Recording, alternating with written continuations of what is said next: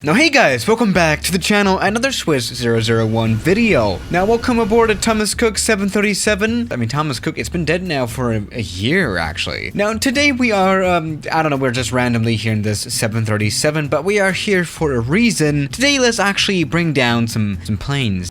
Yeah, let's do that.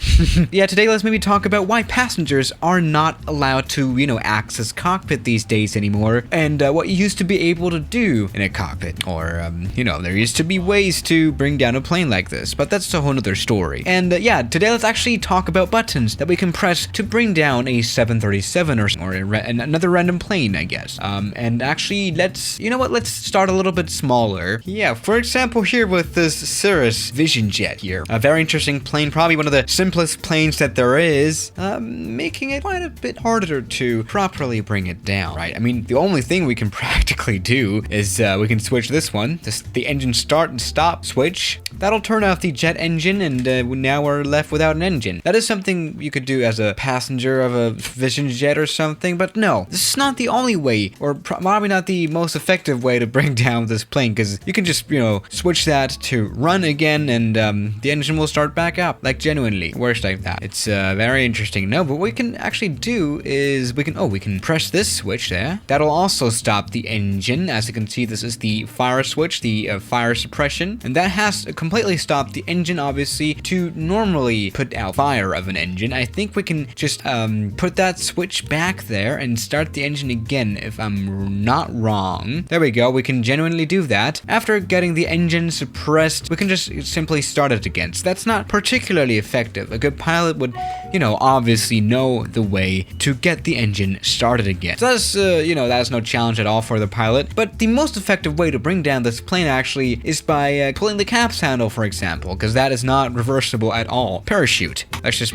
pull this one. There we go. Parachute has come out of the plane, and now we are left without, anything really. We cannot, obviously undeploy this parachute. Actually, there is quite an opportunity for a new feature here of a Cirrus plane, where you could cut off the parachute and fly the plane as a normal plane, but there wouldn't be that much use of that anyway, but that's another story. We are now gliding down to the ocean.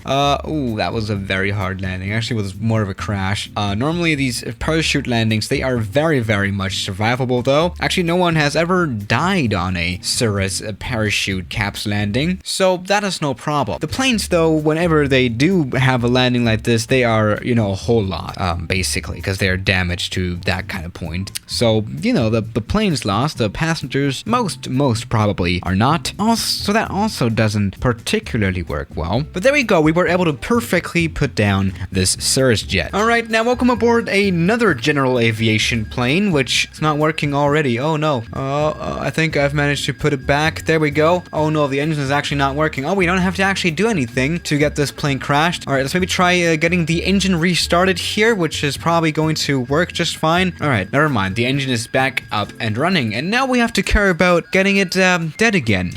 We can obviously shut off the fuel, which is probably the easiest thing that you can do. You can even do that as a passenger really quick to, I don't know, why would you even do that? But, that's a whole other story. Obviously, the plane stopped providing the engine with fuel, and, well, that shows. Doesn't particularly run it anymore, at all. But that's, okay, we have to land now.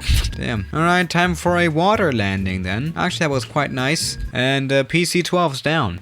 Obviously, it's not easy to just put down an airliner by just pulling a switch, right? We can do several. We can shut down the engines there. That's the way to go. There we go. We can switch all this basically. Right now, the plane is still obviously recoverable. We can just, restart the engine there, and it's not that much of an issue, but we're quite low to the ground actually now, and we can, pull some more switches that the pilot will have to reset. Yaw damper off, everything off. I think that'll make us lose control partially as well. Everything's down. There we go. That one's dead as well. The plane doesn't fly very well anymore, does it? We still have a little bit of control, but especially control of the elevators has been lost. As we can tell, we can barely even move the aircraft still. Now it's definitely too late to reset all these knobs that I've just switched. There we go, and more things to switch. There we go. That is the way to go on the approach. But when we're actually in cruising out, oh, what's happened now? Coming back up into the air. Obviously, but when we're in cruising altitudes, that definitely changes. We can still totally reset the aircraft. Alright, maybe now another plane. Welcome aboard the MD-80. Now, another switch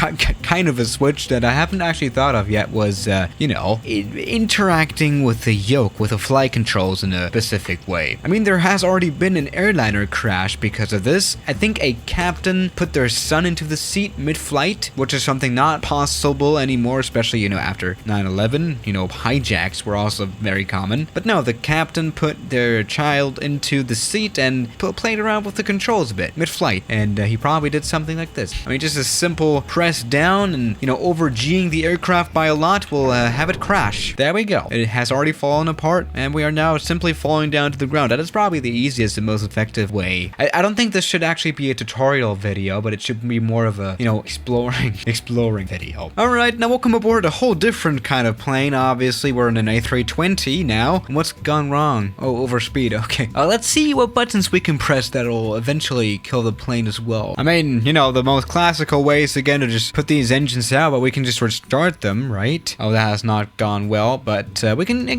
just simply put up the APU, and I hope that we have not completely lost control of this aircraft, which we haven't. That's all good. There we go. We can now get the engines back, and especially get the ignition. There we go. Now it is time for both engines to come back up. It doesn't appear that it's gonna happen. Uh-oh, come on. Alright, maybe this has not gone as well as I have planned. I mean, obviously, something that plays a big role is obviously what the pilots do after the incidents, and when you put out the engines, and normally it shouldn't be that much of an issue, but if you have a pilot like me on board, then that's definitely not gonna work. Oh, I've lost my mouse now. Okay, now there's actual, now we have factors of failure now as well. I've lost my mouse, so we cannot, you know, press anything in the cockpit. The only control surface we have now is our joystick, and actually our landing gear is stuck as well. This will be a very interesting crash landing. I mean, the runway is very close. We just have to actually reach it as well. This is maybe a little bit of a more challenging one now, but there is a chance that we'll make it back to the runway. The runway is actually ahead. This will be, I mean, at least we'll reach the runway. That's the first challenge, right? Obviously, the main challenge is, you know, making a successful landing on it as well, but that's a whole nother story. We'll just see. All right, come on. This will be an interesting landing. Alright, that was an acceptable landing. We have touchdown on the barely working landing gear. Now we actually have to stop, though. That's like the main thing here. Oh, we're just sliding along, and we are sliding for quite a while now. Oh, alright, damn.